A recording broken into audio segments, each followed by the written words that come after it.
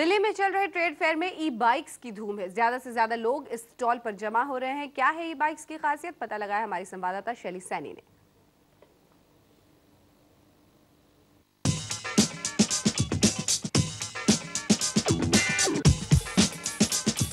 इस tough competitive market में ई bikes launch तो कर दी है लोहिया ग्रुप ने, लेकिन किस तरह से वो अपने टारगेट ग्रुप को ई बाइक्स की तरफ खींचेंगे, इस बात पर चर्चा करने के लिए हमारे साथ मौजूद हैं लोहिया ग्रुप के CEO mister Ayush Lohia. Welcome sir.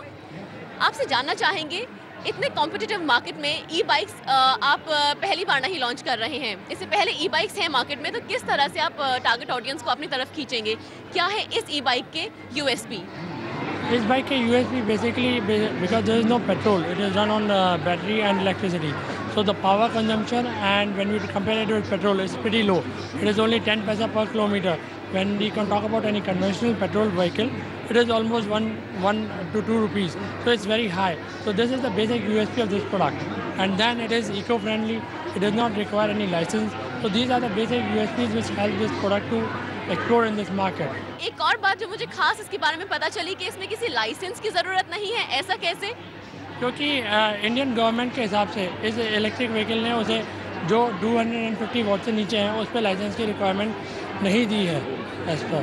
So this is the support which we have got from the government. और इसके साथ खास बात ये है कि ई बाइक्स को आप 6 से 7 घंटे के लिए चार्जिंग करेंगे और उस चार्जिंग की सिर्फ आपको ज़रूरत पड़ेगी 1.5 यूनिट की, यानी कि 3 से 3.5 रुपये जो हमारा एक यूनिट का चार्ज होता है, ज़्यादा से ज़्यादा आप लगा सकते हैं 5 रुपये में आप आराम से चार्जिंग करने के बाद सारा दिन इस बाइक को आराम से चला सकते हैं। आपको दिखाना चाहूँगी, यहाँ पर इसका ये चार्जिंग पॉइंट है, ये इसका बैटरी बॉक्स है। आराम से आप इस चार्जिंग पॉइंट पर चार्ज करने के बाद यहाँ पे ये पूरा चार्ज हो जाता है। 70 से 80 किलोमीटर आराम से चल सकता है एक चार्जिंग के बाद।